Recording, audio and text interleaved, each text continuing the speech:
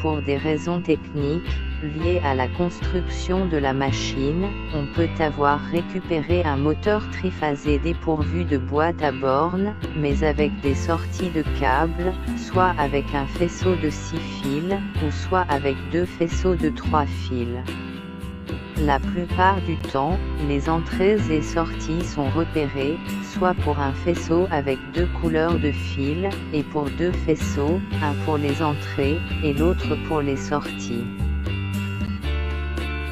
Lorsque les entrées et les sorties sont repérées, il est très facile de faire un couplage étoile, ce qui correspond à la plus haute tension de fonctionnement du moteur. Par contre, pour coupler en triangle, ce qui correspond à la plus basse tension de fonctionnement, il faut en plus repérer les 3 enroulements à l'aide d'un ohmmètre.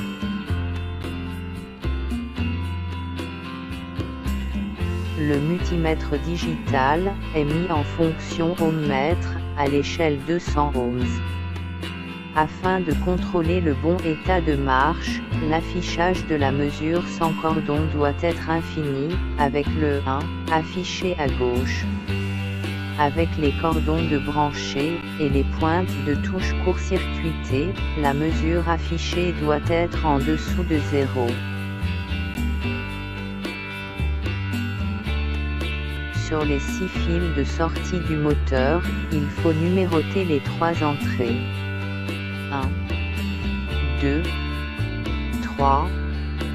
Avec l'ohmmètre, cherchez la correspondance, ou continuité, entre l'entrée repérée, 1, et un des 3 fils de sortie. Le fil correspondant sera repéré, 11. Cherchez ensuite la continuité, entre l'entrée repérée, 2, et un des 2 fils de sortie restants. Le fil correspondant sera repéré, 22. Ensuite, contrôlez que l'entrée repérée 3 correspond bien avec le fil de sortie restant. Ce fil sera repéré 33. Pour coupler en triangle, il suffit de réunir ensemble, pour une phase, les fils repérés 1 et 33. Pour une autre phase, les fils repérés 2 et 11. Pour la dernière phase, les fils repérés 3 et 22.